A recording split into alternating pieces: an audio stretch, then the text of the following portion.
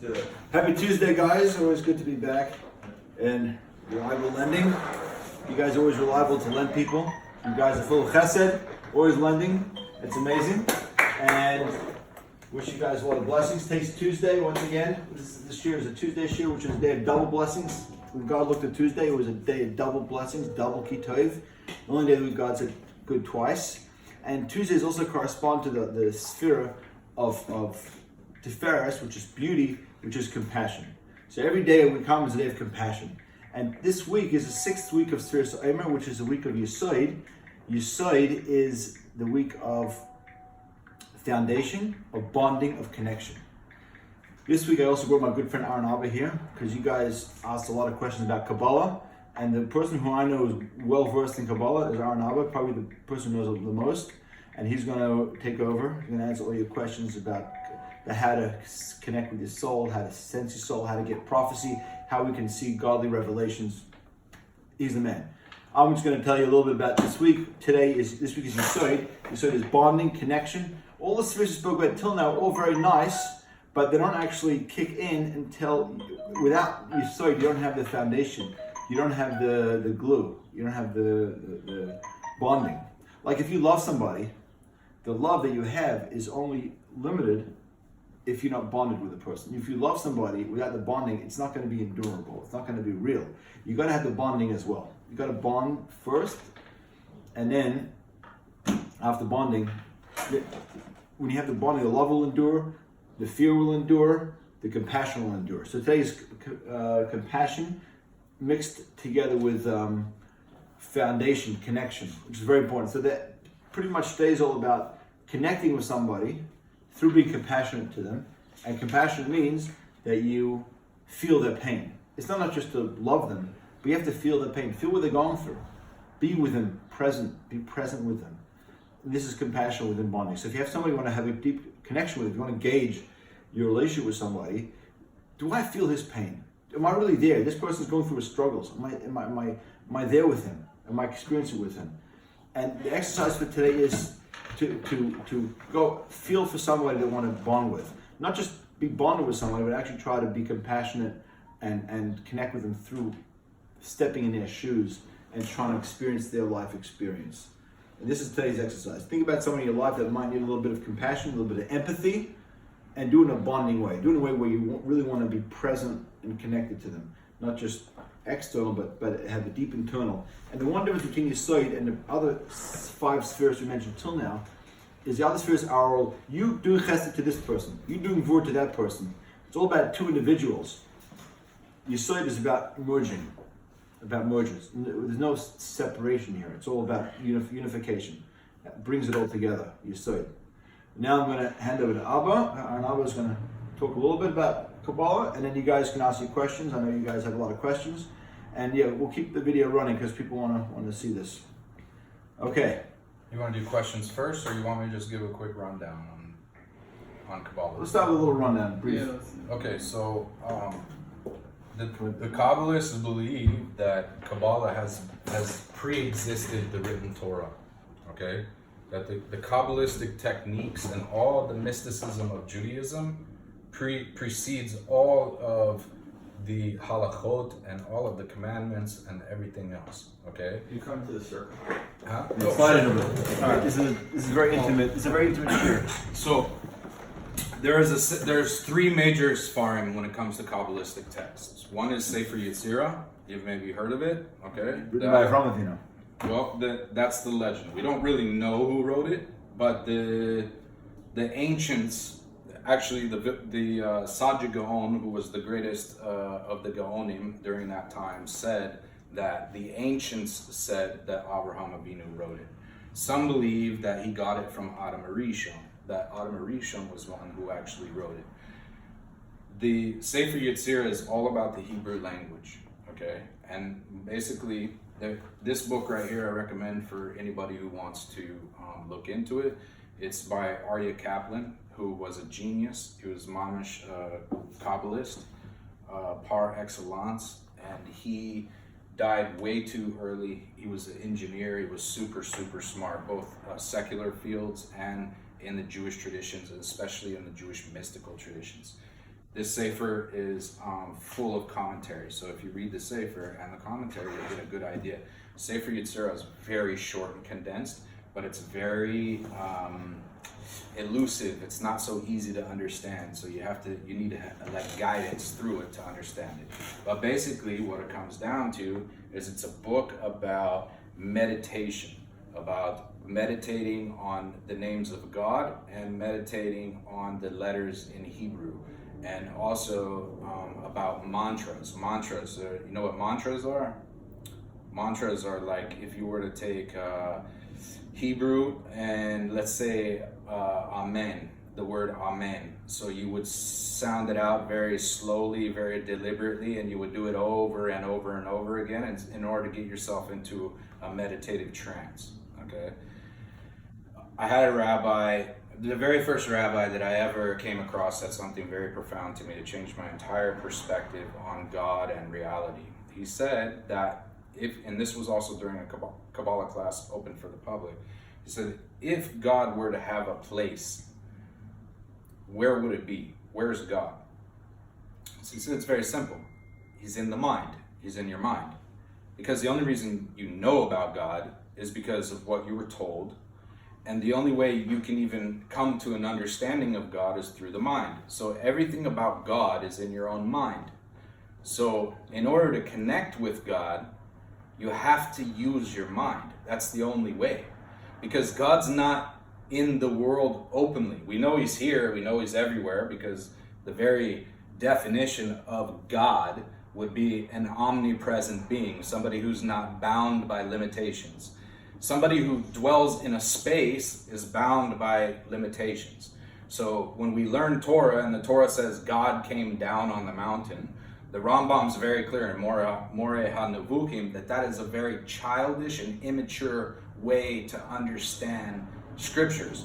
But it needs to be written that way because it needs to be written for children to understand, and it needs to be written in the language of men, and we can only relate to things that we have come across or we can feel and touch and experience with our senses.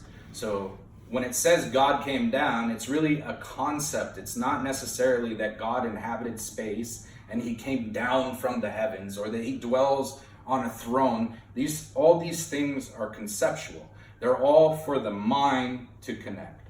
Okay?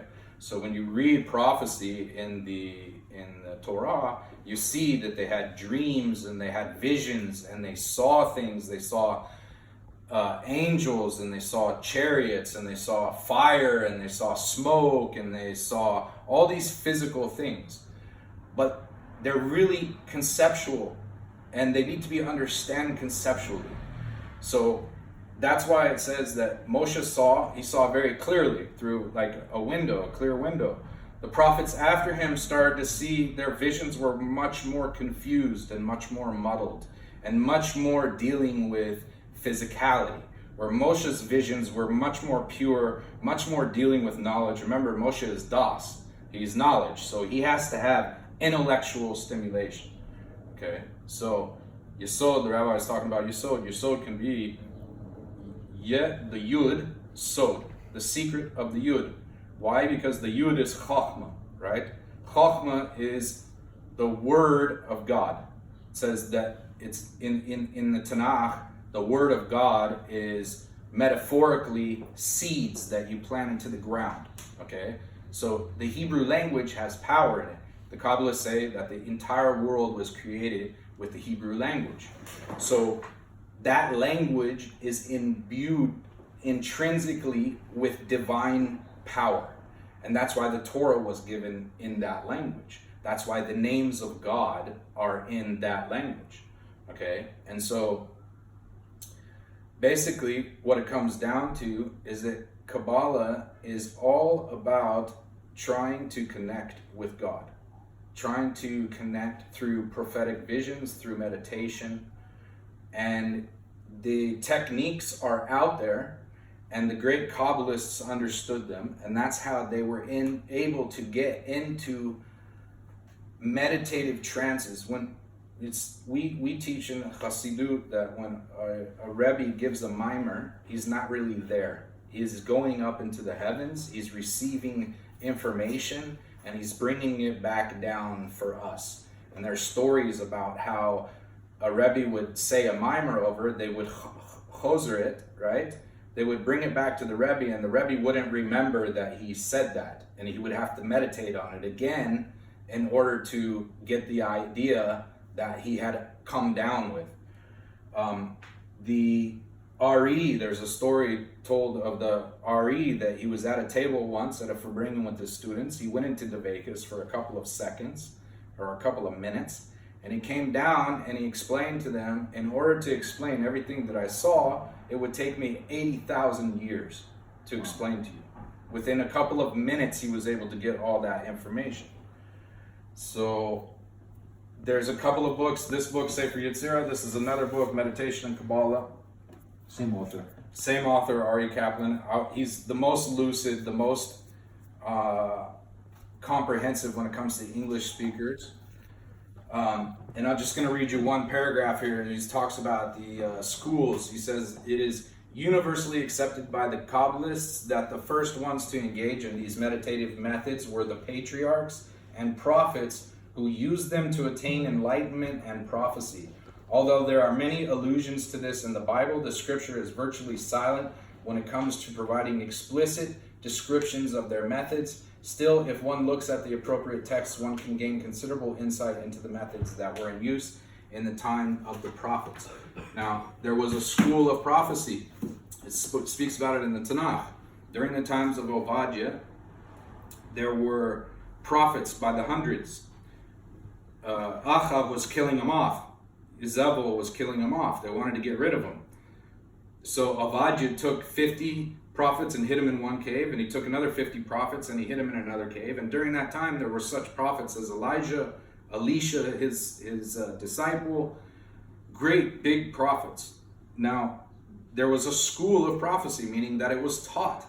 It was taught how to get prophecy. Okay. You can see it says the B'nai Hanavim. Yeah, the B'nai Hanavim, exactly. They were the sons of the prophets. Why were they sons of the prophets? Because a teacher, it has a student. The student is like his son. This is brought down in the Tanya, right?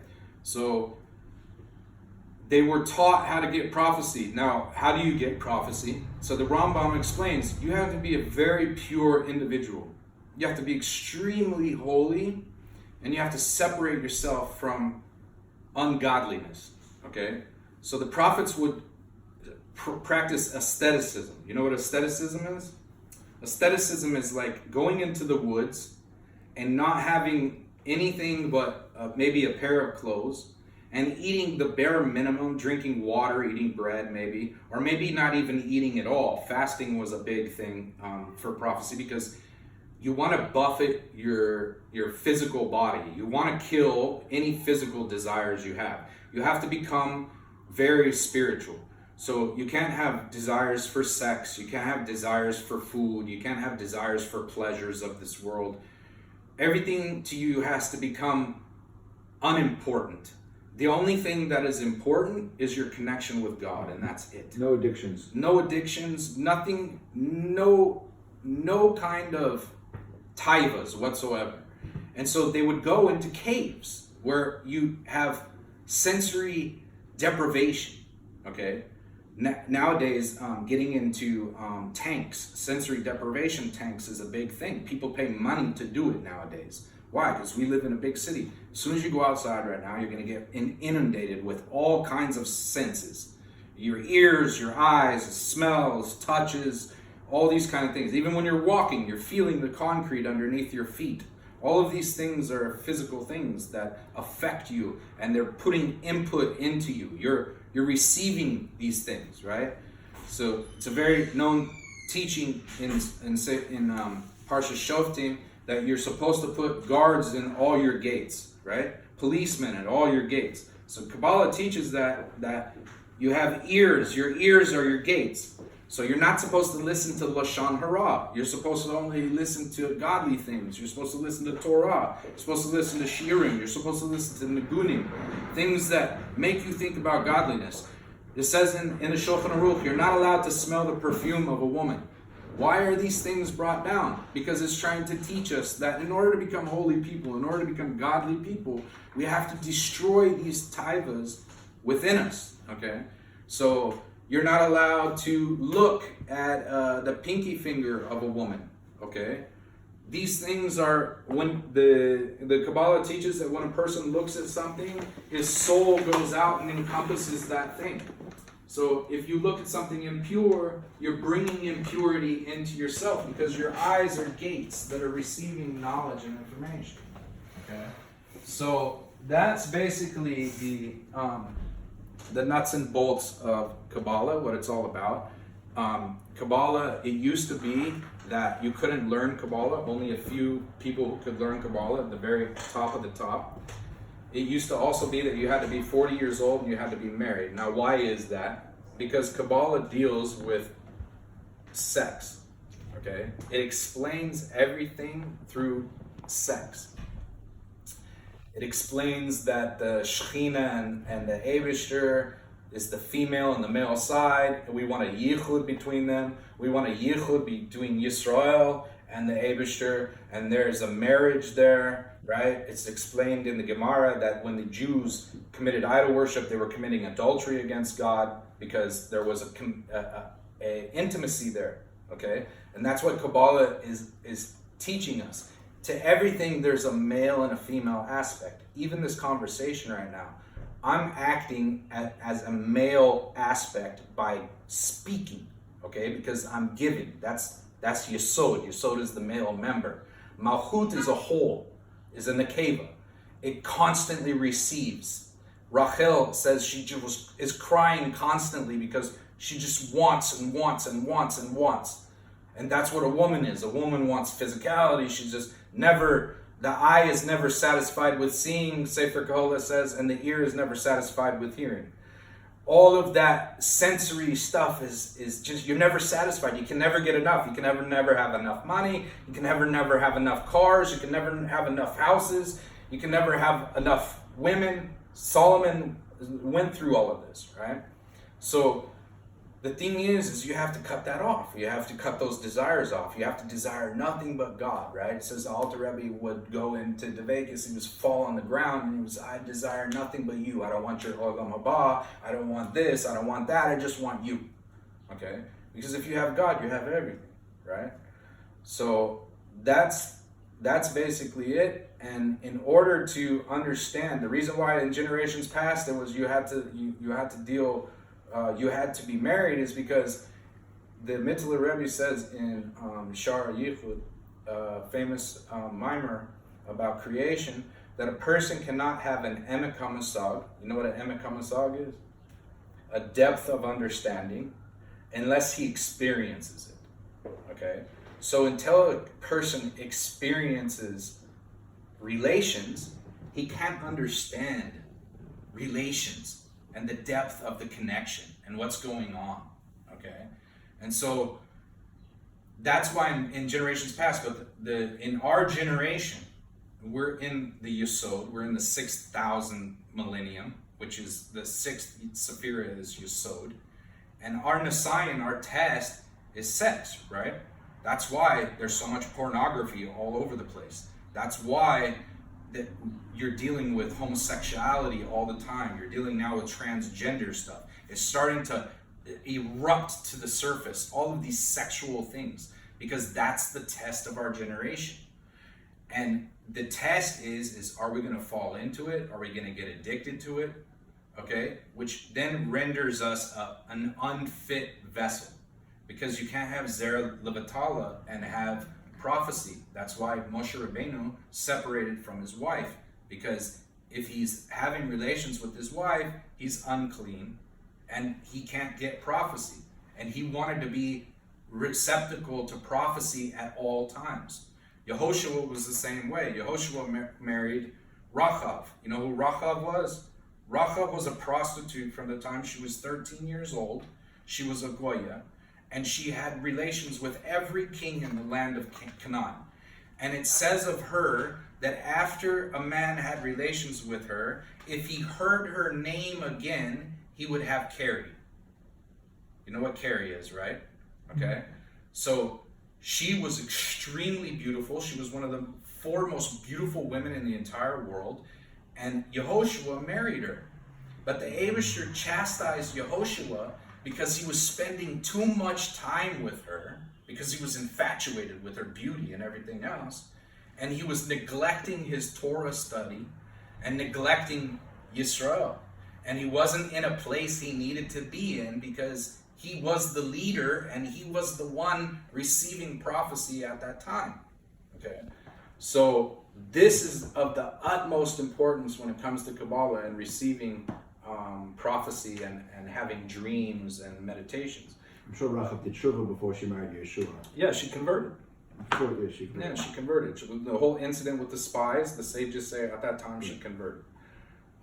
And then she married Yehoshua. For the longest time, the Jews kind of ostracized them because the 2 spies made a covenant with her that they wouldn't destroy her or her family. And she did everything that she was supposed to do. She gave a great kindness to them by not giving them away. And for that, the Abishur rewarded her that she married the top Jew in the generation. And she was a convert. But Moshe Rabbeinu, the same thing. So it makes sense, because if Yehoshua is Moshe Rabbeinu's disciple, who did Moshe Rabbeinu marry? He married Zipporah, another Goya who converted to Judaism. Matter of fact, her father is the prototypical convert. It was Yitro, right? So that's about it as far as I know we have some questions. Yeah, People are waiting. questions. That was awesome. And that was very nice. Hey, good summary. Is prophecy attained through vocal? Like I was learning that they used to sing. The houses used to be singing. Correct. Beautiful. Okay, so there's a story brought down about the life of David, and Shaul ran into the prophets, and he was with them and he got prophecy. So singing was a big thing, and that's why David was into instruments And like that's what and they music, do. right? And also it talks about God gave Shaul a spirit, a bad spirit, and the only thing that would comfort him is music. Also, Isaiah, when he came to one of the kings wanted him to prophesy, and he asked for somebody who could play music, because you can't get prophecy unless you are extremely joyful and extremely happy. You have to be happy with the Abishur, you have to be happy with life, you have to be happy with everything, you have to be in the state of simcha. That's why the Ari is constantly talking about the only reason that we suffer is because we don't do mitzvot with simcha, with joy. So we have to be, and that's very hard in our generation because we're dealing with all kinds of garbage. We're dealing with all kinds of darkness. We got debts, we're having to make a living, and we got mayim rabim, which is the worries of making a living. You got get a wife, and anxieties, depressions, which sadness and depression are 2 klippas, is what the Ari says. So we have to break those klippas, right? And the only way to break them sometimes is sing a nigun, do some dancing, and sometimes you got to fake it till you make it, right? You might not be feeling it at the time, but as long as you force your body to go through the motions, eventually your brain will follow. Motion equals emotion. Emotion equals emotion. Very good. Excellent. So this is what, in your opinion, what is is this whole homosexuality, LGBT, all this stuff, is this not, I mean, because we had it in human history before. Sure. So why is it what's going on? Could you elaborate a little more about that? And why is it in this generation? But the Greeks also were doing that. Right. So what happened exactly? And what's the challenge? significance? What's Why is it happening? the challenge in this generation specifically? Okay, so I think there's several things here. Because it's beyond One it's beyond just looking at women and pornography. It's Right. Way beyond that. Right. So in generations past, we didn't have the internet. And in order for people to communicate with each other, you had to pick up the phone, and you didn't have visual, you just had audible, okay? Now we have in our hands visual and audible, and now you can see from one end of the world to the next end, to the other side of the world. And now you can connect with much more people. And again, this is in the generation of Yesod. We're in the 6,000th generation. And because Yesod is dealing with the sexual organ, right? It's dealing with sex. And that's our generation. Yes, in the times of the Romans and the Greeks, homosexual was rampant. We have stories of it in the Torah, Sodom and Gomorrah. Right. We have stories about homosexuality. So it was there, but the thing is you weren't going outside and seeing it all the time. And they didn't have the brazenness and the boldness to put it out there in the public like they do now. Okay? So now we've been dealing with it for so long, and now we have the internet, and now people are connecting on a much higher rate and a much higher pace. Now there's much more opportunity for it to be out there and to be exposed. I mean, think about it. Pornography was a big thing because before it just used to be Playboy magazine. You would see a picture, you know. Before that, the Egyptians were drawing pictures of pornography on the rocks. Okay, so pornography is nothing new. But on the level that it's on now, to where people are filming themselves having sex, and you have gay pornography, and you have child pornography, and you have all of this just rampant deviance, sexual deviance, galui arias. It's different. It's on a much higher scale. It's ramped up. It's on crack. Yeah, it's on steroids. Sexuality on steroids, and people are not satisfied anymore. People are not satisfied with one woman. Like Shlomo says, you should be satisfied with the woman of your youth and be happy with her bosom and just be happy with the woman that you fell in love with, that you grew with.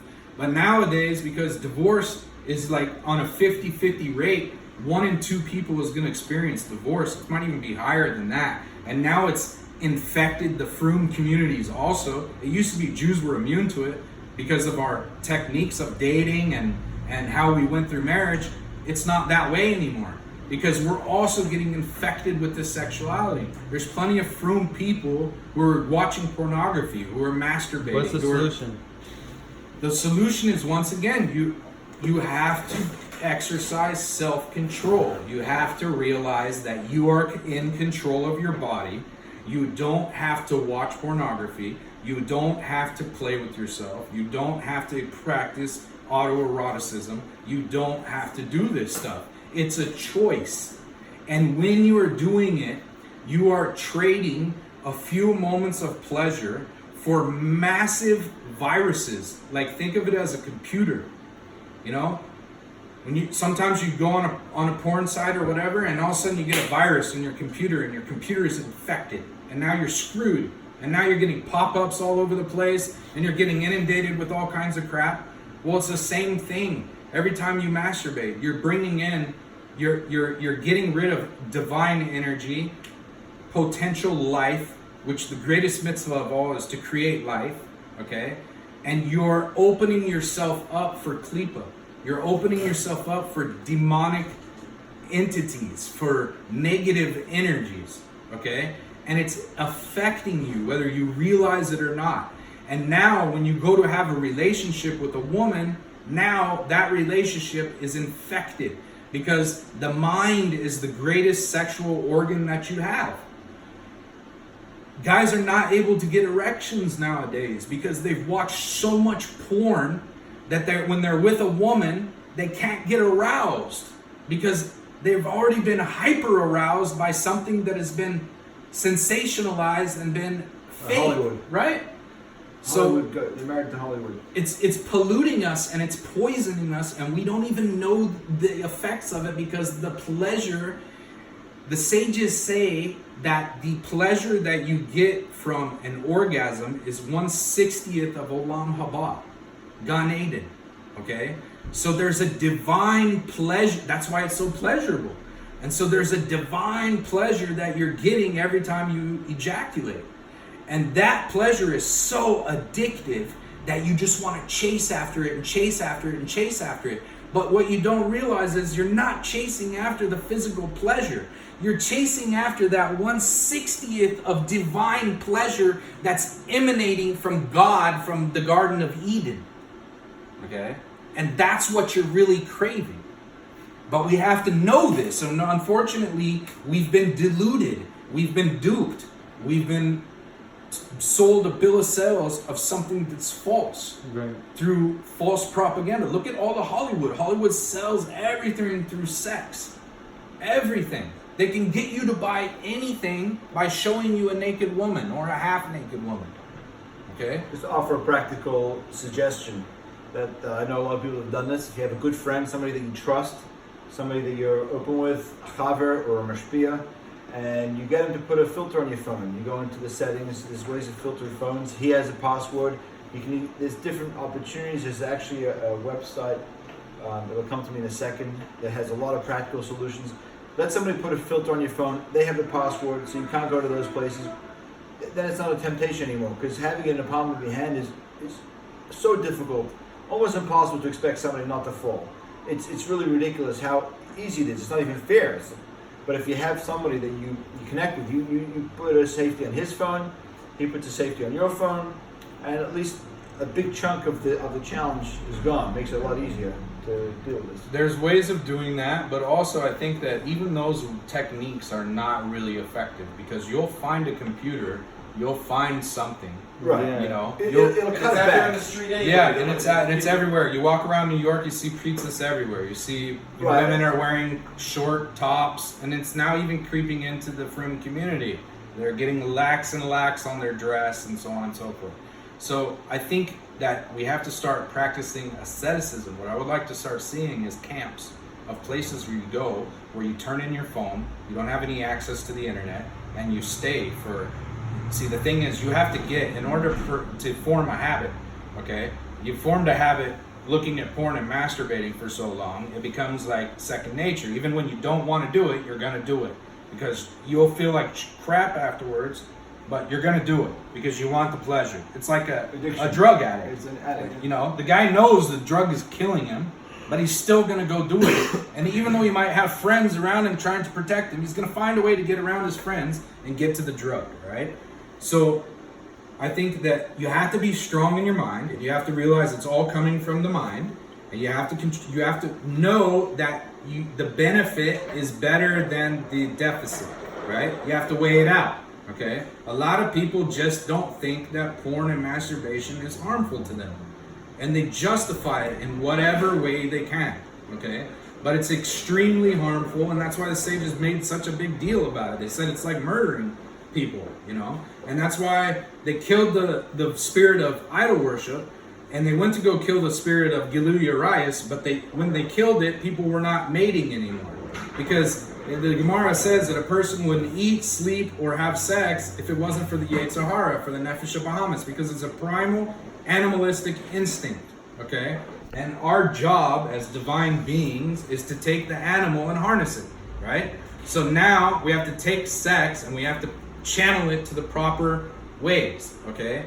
So the sages say, if you're having a problem and you're having constant desires of sex, you need to get married. Well, what's happening nowadays? People are waiting longer and longer and longer to get married. I personally believe, and this is my opinion, okay, and it might be very controversial, especially in this country, but I believe that the younger you get married, the better it is, okay? Because your hormones are going to start going crazy at like 15, 16. And all you're going to be able to think about is sex. And all you're going to be able to think about is women and hooking up with women. And it's at that age, if you look at the Rabbanim, a lot of the Rabbanim were getting married at 14, 15, 16. Okay? My mother had me when she was 15. She was done having kids. She had 3 boys by the time she was 19. My father was 17. Okay? The Torah talks about the woman of your youth, you know? So when you get together at a young age, you grow together. You experience life together. You experience adolescence together. All your desires now, you have desire for a woman, now all of a sudden you can fulfill all your desires with your wife. Okay? And that is holy. All the prophets had wives, but they would spend time away from their wives. Okay, the Rashbi, when he went into the cave for 13 years, he left his wife. Okay, he was just with his son in the cave. They buried themselves in the sand. Why? Because the mind was the only thing that was important. The body wasn't important. The body suffered. They had cracked skin when they came out. But they were, and the cave itself is a metaphor of the mind, because the mind is a cave. The mouth is a cave. If you look at your mouth, it's a hole. It's a cave, right? Cave has an input and an output. You eat food, right, through your mouth. You have input. You also breathe through your mouth to bring in air, life, right, the Ruach Hashem. But also you speak and you give with the mouth. A cave, you can enter the cave and you can exit the cave. Okay? So the Rashbi, when he goes into the cave, he doesn't care about anything else but meditating on God. So they bury themselves in the sand and all they do is go over Mishnah all day long. Probably just reading Mishnah, studying.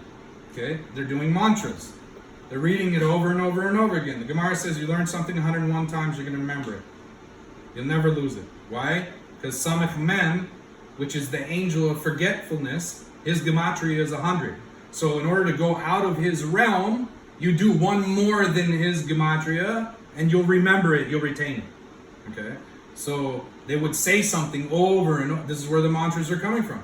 They would say a pasuk 100 times, 101 times. They would study something over and over and over again. That's why Judaism is all about repetition. Repetition, repetition, repetition. Because they want to get it in your head. We put on tefillin every day. You say the prayer every day. I'm sure, how many of you know Shema Baal Peh? Because you've said it so many times, right? So, same thing. When you get into meditative techniques, you start giving the mantras over and you're meditating, you're going into places in your mind, you're passing through gates, and the prophets speak about all the visions that you're going to have. And when the 4 sages went up into Shemayim to get answers, Rabbi Akiva, Rabbi Yochanan, there was 4 of them. Rabbi Akiva told them before they go, when you come to the marble place, don't say water, water. Okay, so he was telling them, you're going to go through your this meditation, and you're going to come to these gates, and at every gate there's a malach, and that malach is spelled by a Hebrew word. You're going to need to know these keys in order to open up the gates, to get to the next hekel, and the next hekel, and the next hekel. Because what you're trying to get to is you're trying to get to the throne of God. So that you can speak to the Almighty, that the Almighty should speak to you, and then you should enter in peace, and you should return in peace, so that you can bring it back down to the people. And right, only he returned peaceful. Correct. The 3 became crazy. Correct. One of them killed themselves. One died, Correct. one went crazy, Yeah, and one became a heretic. I want to learn that story again. yeah, exactly. So It's there's in there? reasons why. So the one guy that went crazy is because he went into the hekel and he saw Metat was sitting while the Abishur was standing. Okay. Again, this is all anthropomorphic language, so we have to understand it on a conceptual level. Okay. But he couldn't wrap his mind around it because he said, why is an angel of God sitting, which is a sign of respect, and God is standing? What's going on here? It must be that Matat is a God unto himself, right? And so he went crazy. It didn't jive with his understanding of the Eibishter and Judaism as he knew it, okay? And that's what happens when you go into the heavens. Think about it. In your mind, when you go into dreams, impossibilities happen. I've had dreams where I could fly. I would run really fast, and literally like Superman, I would put my arms out, and all of a sudden I would start flying over the ground, and I would go higher, higher, higher, higher.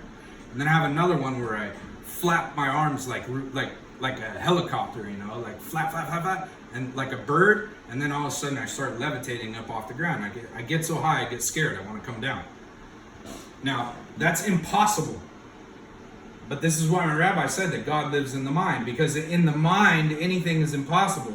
Through your imagination, you can create worlds. Create what you want. You can create whatever you want. Okay? Well, that's the whole idea of what if God's just, like an idea that we've implanted in our own heads for us to have sanity. Not what if. He is. But he is the idea of ideas. And his idea, through his speech, creates worlds. Right? Right. Our minds are just a miniature Chelek Elokai, right? And so we're able to tap into that power through our imaginations and through our creative abilities in the mind. And artists are able to bring that out. And the Rebbe said that artists are able to bring the inanimate to life. And everybody is an artist. I think that's also another thing about this generation that we need to get into the heads of everybody is that you are a creator. You are a co-creator with the Abishter. And because you were the inspiration for Avada the Kedavra. Abishters. Huh? Avada Kedavra, you create as you speak. Very good. Abracadabra, right? So everybody, whether it's speech, whether it's the way you walk, Harry Potter. whether It's Aramaic. Yeah, correct. They took it from Gemara. But it's like how you kill someone in the movie, you know? No, it's Avada Kedavra. Avada is I destroy as I speak. Abracadabra. It's Abara is to create. Voracious. Dabra is to speak. What it literally means is I create as I speak. And then I destroy as I speak, which is Avada Kedavra. Right. Avada is to destroy. And and it's taught in Kabbalah that when we pray, we create angels, messengers. Yeah. And when we curse people or we speak negatively, we create demons or bad angels, right?